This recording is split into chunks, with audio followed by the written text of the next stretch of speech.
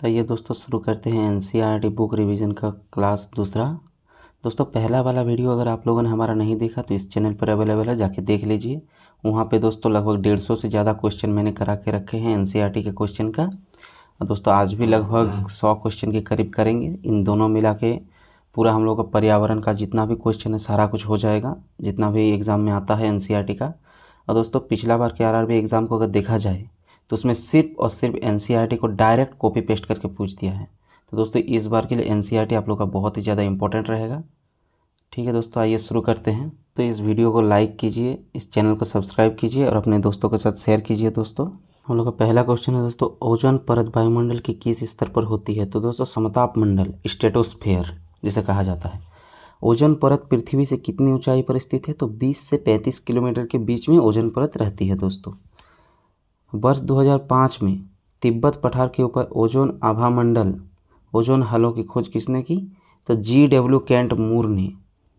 Antarctica के ऊपर ozone छिद्र की खोज किसने की? तो दोस्तों ओजोन में जो छिद्र हो रहा है उसकी खोज किसने की?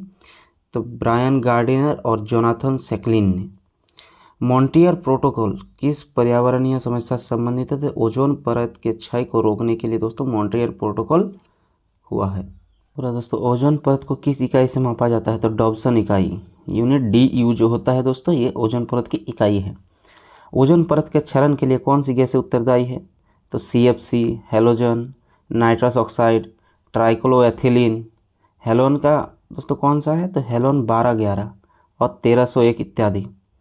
ऐसे पदार्थ जो ओजोन की परत को कम से कम हानि पहुंचाते हैं ओजोन के अनुकूल पदार्थ कहलाते हैं। भारत में श्रीनगर में ओजोन परत की मोटाई सर्वाधिक और त्रिवेंद्रम में सबसे कम है। सितंबर से अक्टूबर माह के बीच ओजोन परत की मोटाई में अधिक कमी आती है। दोस्तों सितंबर से अक्टूबर का जो महीना होता है इसमें कमी आती है बहुत ज़्यादा। और भारत के श्रीनगर में दोस्तों सबसे ज़्यादा ओजोन परत की मोटाई है और त्रिवेंद्रम में सबसे कम है।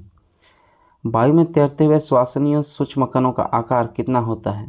तो 5 माइक्रोन से कम। मानव जनित पर्यावरणीय प्रदूषण को कहा जाता है तो एंथ्रोपोजेनिक। ये मानव जनित पर्यावरण प्रदूषण है। दोस्तों जैव निम्नकरणीय रहित प्रदूषक पर्यावरण में किस प्रकार प्रवेश करते हैं? तो मानव जनित प्रदूषण के कारण। मानव जनित प्रदूषण के कारण ही दोस्तों जैव निम्नकरणीय रहित प्रदूषक पर्यावरण में प्रवेश कर पाते हैं। वे वायु प्रदूषक जो प्रदूषक स्रोत से सीधे वायु में मिल जाते हैं उसे क्या कहते हैं? तो प्राथमिक प्रदूषक कहलाता है। दोस्तों यही प्राथमिक प्रदूषक है। ऐसे वायु प्रदूषक जो पर्यावरणीय वायु प्रदूषकों तथा साधारण वातावरणीय पदार्थों के क्रिया के फलस्वरूप उत्पन्न होते हैं क्या कहलाते हैं? तो द्वितीयक वायु प्रदूषक कहलाते हैं। दोस्तों वाला पूछा गया है पेरोक्सीस्टिल नाइट्रेट, पेन और ओजोन तथा स्मॉग किस प्रकार के प्रदूषक है? तो द्वितीय प्रदूषक है। दोस्तों ये पेरोक्सीस्टिल नाइट्रेट, ओजोन।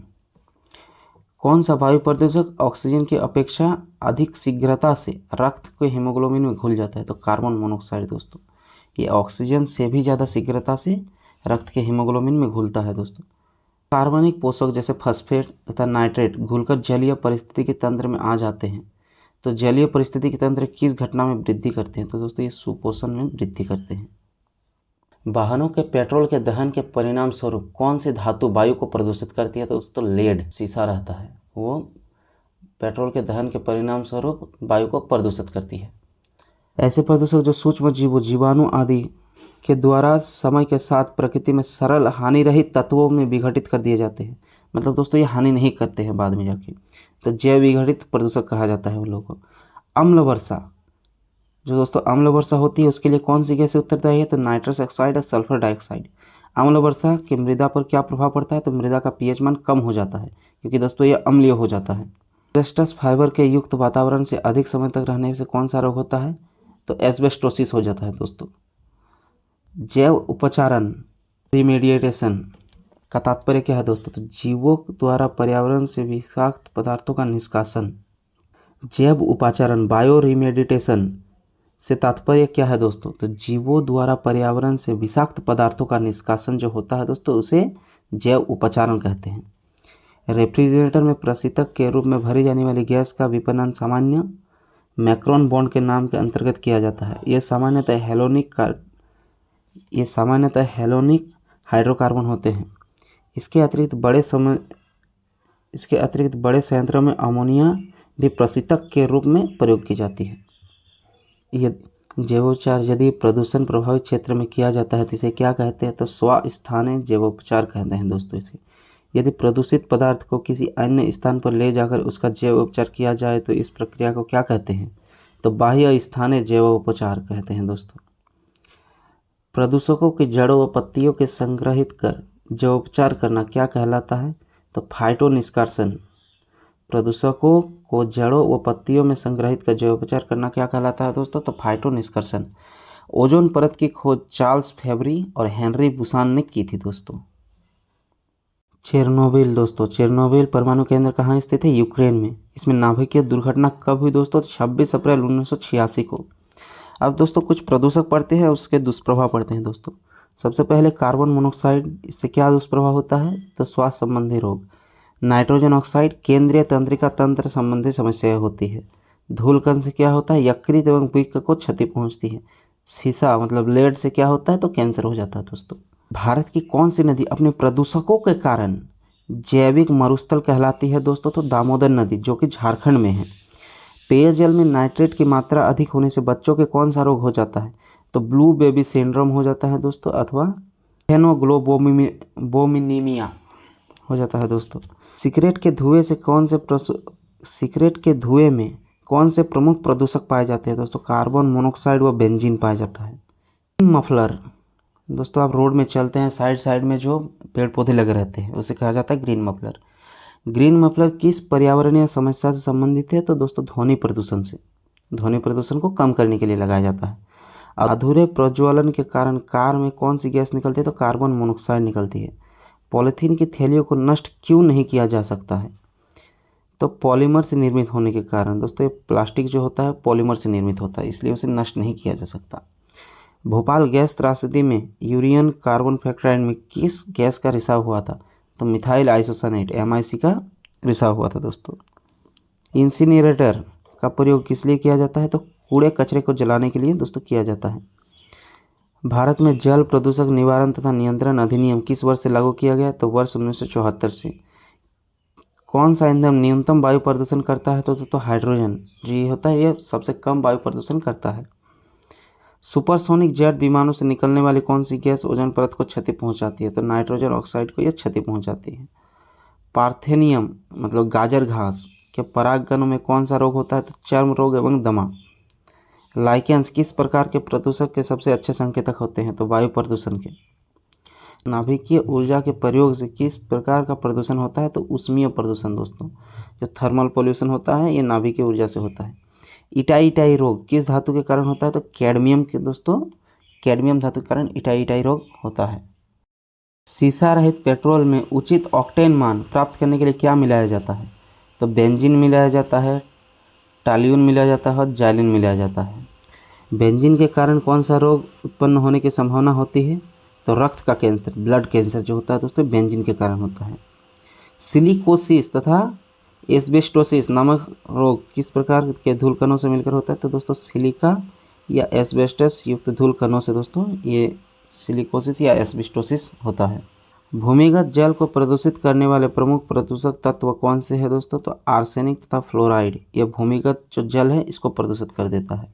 कोयला उद्योग में संलग्न व्यक्तियों को सामान्यतः कौन सा रोग हो जाता है, न्यूमोनोकोइसिस। दोस्तों ये जो रोग होता है ये कोयला उद्योग में संलग्न व्यक्तियों को हो जाता है। भारत में प्राय सभी अपमार्जकों में किस पदार्थ की अधिकता होती है, तो फॉस्फेट की दोस्तों। अपमार्जक मतलब जिससे हम लोग डिटर्जेंट पाउडर, इसमें दोस्तों क्या होता है, तो फॉस्फेट की अधिकता होती है। किस उद्योग के संलग्न लोगों को बिसिनोसिस रोग के ग्रस्त होने का जोखिम रहता है, तो कपड़ा उद्योग दोस्तों। कपड़ा उद्योग में जो संलग्न रहेगा उसे बिसिनोसिस रोग होने का खतरा रहता है। जल में कार्बनिक यौगिकों का मापन सामान्यतः किस पद्धति से किया जाता है, तो क्रोमेटोग्राफी से। क्रोमेटोग्राफी से क्या होता है दोस्तों, कार्बनिक यौगिकों का माप होता है। ब्लैकफुट दोस्तों, ब्लैकफुट किस कारण से होता है, तो पेयजल में आर्सेनिक की अधिकता के कारण। अगर दोस्तों पेयजल में आर्सेनिक अधिक हो जाएगा तो ब्लैकफुट का रोग हो जाएगा। किस पादप को जलीय विषाक्त पदार्थों के अवशोषक के रूप में जाना जाता है, तो जलकुंभी दोस्तों। इसे जलीय विषाक्त पदार्थों के अवशोषक के रूप में जाना जाता है। ग्लोबल वार्मिंग के फलस्वरूप जलवायु में होने वाले परिवर्तन का माप कैसे किया जाता है? तो रेडियो सक्रिय फोर्सिंग के द्वारा। ग्लोबल वार्मिंग में के फलस्वरूप जलवायु में होने वाले परिवर्तन को कैसे मापा जाता है? तो रेडियो सक्रिय फोर्सिंग के द्वारा। जीरोडर्मा पिगमेंटोसम नामक रोग किस प्रकार के विकिरण के प्रति संवेदनशील व्यक्तियों को होता है? तो पराबैंगनी विकिरण। अब दोस्तों पढ़ते हैं कुछ वायु प्रदूषक जिससे प्रभावित मनुष्य का अंग रहता है। दोस्तों एस्बेस्टस धूल से क्या प्रभावित होता है? तो फेफड़े। शीशा से दोस्तों तो मस्तिष्क। पारा से उदर मतलब पेट। कार्बन मोनोऑक्साइड से रक्त वाहिकाएँ मतलब सिरा जो होते हैं। दोस्तों इंडोर वायु प्रदूषण की सर्वाधिक महत्वपूर्ण प्रदूषण रेडॉन गैस है। दोस्तों अगर इंडोर में वायु प्रदूषण होगा तो सर्वाधिक महत्वपूर्ण प्रदूषक ज़्यादातर क्या रहता है? तो रेडॉन गैस। इसमें फेफड़े के कैंसर एवं रक्त कैंसर होता है। अब दोस्तों हमारा पर्यावरण का चैप्टर कंप्लीट हो गया है। आइए कुछ विविध हम लोग कर लेते हैं। और दोस्तों अभी तक अगर आपने इस वीडियो को लाइक नहीं किया तो दोस्तों इस वीडियो को लाइक कीजिए और चैनल को सब्सक्राइब कर लीजिए। दोस्तों पगमार्क तकनीक का प्रयोग किस लिए किया जाता है? तो वन्य जंतुओं की संख्या के आकलन के लिए किया जाता है। पगमार्क तकनीक का उपयोग क्यों किया जाता है? तो वन्य जंतुओं के संख्या का आकलन के लिए। एजेंडा 21 का संबंध किससे? तो सतत विकास से। इसको प्रस्तुत कहाँ किया गया था दोस्तों? तो रियो डी जेनेरियो के पृथ्वी सम्मेलन 1992 में प्रस्तुत किया गया था। इकोमार्क क्या है दोस्तों? इकोमार्क जो रहता है वह पर्यावरण के अनुकूल उत्पादों को भारतीय मानक ब्यूरो BIS द्वारा प्रदान किया गया प्रमाण चिन्ह है। कौन करता है दोस्तों? BIS। ग्लोबल 500 पुरस्कार किस क्षेत्र के विशेष उपलब्धियों हेतु प्रदान किया जाता है? तो पर्यावरण संरक्षण के क्षेत्र में दोस्तों ग्लोबल 500 दिया जाता है। ग्लोबल 500 पुरस्कार 1987 में संयुक्त राष्ट्र पर्यावरण कार्यक्रम UNEP द्वारा स्थापित किया गया था। वर्ष 1987 में अनिल अग्रवाल को दोस्तों दिया गया था। भारत की पर्यावरणीय स्थिति रिपोर्ट 1982 प्रस्तुत की थी तथा वर्ष 2003 में डॉक्टर बिंदेश्वर पाठक सुलभ इंटरनेशनल के संस्थापक को यह पुरस्कार दिया गया। किस देश में प्रत्येक माह के अंतिम शनिवार को राष्ट्रीय स्वच्छता दिवस मनाया जाता है? तो सिएरा लियोन। दोस्तों कमेंट में बताइए हमारे देश में स्वच्छता दिवस कब मनाया जाता है। किस पर्यावरण कार्यकर्ता को वृक्ष मानव कहा जाता है? तो चंडी प्रसाद भट्ट को, जो चिपको आंदोलन से संबंध रखते हैं, उनको वृक्ष मानव कहा जाता है। राजीव गांधी पर्यावरण पुरस्कार किस लिए प्रदान किया जाता है? तो स्वच्छ प्रौद्योगिकी एवं विकास के क्षेत्र में योगदान के लिए राजीव गांधी पर्यावरण पुरस्कार दिया जाता है। राष्ट्रीय पर्यावरण इंजीनियर शोध संस्थान नीरी कहाँ स्थित है? तो दोस्तों नागपुर में। नीरी से नागपुर बन गया। पेरियर गेम अभ्यारण्य किस लिए प्रसिद्ध है? तो दोस्तों पेरियर जो है ये बाघों के लिए प्रसिद्ध है। Indian institute of ecology and environment कहाँ अवस्थित है? तो दोस्तों नई दिल्ली में है ये। भारत सरकार द्वारा किस वर्ष केंद्रीय गंगा प्राधिकरण का गठन किया गया? तो 1982 में दोस्तों केंद्रीय गंगा प्राधिकरण का गठन किया गया। भारत के जलवायु परिवर्तन पर प्रथम राष्ट्रीय कार्य योजना कब प्रकाशित की? तो वर्ष 2008 में। भारतीय वन्यजीव संस्थान कहाँ स्थित है दोस्तों? तो उत्तराखंड में है, देहरादून में। हरित अर्थव्यवस्था में हरित GDP की संकल्पना प्रस्तुत करने वाला प्रथम देश कौन सा है? तो दोस्तों चाइना ने किया था। पारिस्थितिकी स्थायी मितव्ययिता ये क्या है दोस्तों? किस आंदोलन का नारा था? तो दोस्तों ये चिपको आंदोलन का नारा था दोस्तों। पारिस्थितिकी स्थायी मितव्ययिता। राष्ट्रीय कृषि वानिकी अनुसंधान केंद्र कहाँ स्थित है दोस्तों? तो झांसी के उत्तर प्रदेश में। झांसी उत्तर प्रदेश में स्थित है दोस्तों। अमृता देवी स्मृति पुरस्कार किस लिए दिया जाता है? तो वन एवं वन्य जीवों की सुरक्षा हेतु किए गए कार्यों के लिए अमृता देवी स्मृति पुरस्कार दिया जाता है दोस्तों। कौन सा जंतु विश्व वन्यजीव कोष के वर्ल्ड वाइल्ड लाइफ फंड का शुभंकर क्या है? तो दोस्तों पांडा। पृथ्वी विज्ञान मंत्रालय the ministry of earth science MOES के गठन के पूर्व इस मंत्रालय का क्या नाम था? तो महासागर विकास मंत्रालय दोस्तों इसका नाम था। यमुना एक्शन प्लान औपचारिक रूप से कब प्रारंभ किया गया? तो दोस्तों ये वर्ष 1993 में प्रस्तुत किया गया था। सासाकावा पुरस्कार किस क्षेत्र में प्रदान किया जाता है? तो पर्यावरण संरक्षण एवं प्रबंधन के क्षेत्र में सासाकावा पुरस्कार दिया जाता है। अब दोस्तों कुछ आंदोलन हम लोग पढ़ लेते हैं जिसका संबंध किसी व्यक्ति से है। दोस्तों चिपको आंदोलन का संबंध किस किस व्यक्ति से है? तो सुंदरलाल बहुगुणा, गौरा देवी, चंडी प्रसाद भट्ट, वही नर्मदा बचाओ आंदोलन मेघा पाटकर, बाबा आमटे, मैती आंदोलन कल्याण सिंह रावत, बिश्नोई आंदोलन संत जाम्भोजी और अमृता देवी बिश्नोई का संबंध बिश्नोई आंदोलन से है। दोस्तों प्रथम पृथ्वी शिखर सम्मेलन कहाँ आयोजित किया गया था दोस्तों? तो रियो डी जेनेरियो ब्राज़ील में। ये दोस्तों हुआ कब था? 1992 में। अखिल भारतीय बाघ गणना 2022 के अनुसार बाघ जनसंख्या के शीर्ष 3 राज्य कौन से हैं? तो दोस्तों एमपी है सबसे टॉप में 785 जहाँ पे बाघ है, कर्नाटक है द्वितीय स्थान पर जहाँ पे 563 बाघ है, उत्तराखंड है थर्ड पोजीशन पे जहाँ पे 560 बाघ है। दोस्तों यहाँ पे एक इम्पोर्टेंट क्वेश्चन है, कृषि वैज्ञानिक MS स्वामीनाथन को UNEP द्वारा फादर ऑफ इकोनॉमिक इकोलॉजी की उपाधि दिया गया। किसकी उपाधि दोस्तों? Father of economic ecology. कौन दिया दोस्तों? UNEP। किसको दिया? MS स्वामीनाथन को। तो आज हम लोगों ने पर्यावरण का सारा क्वेश्चन कर लिया। तो इस वीडियो को लाइक कीजिए, चैनल को सब्सक्राइब कीजिए और आगे की NCERT के पैटर्न के लिए इस चैनल को फॉलो करते रहिए।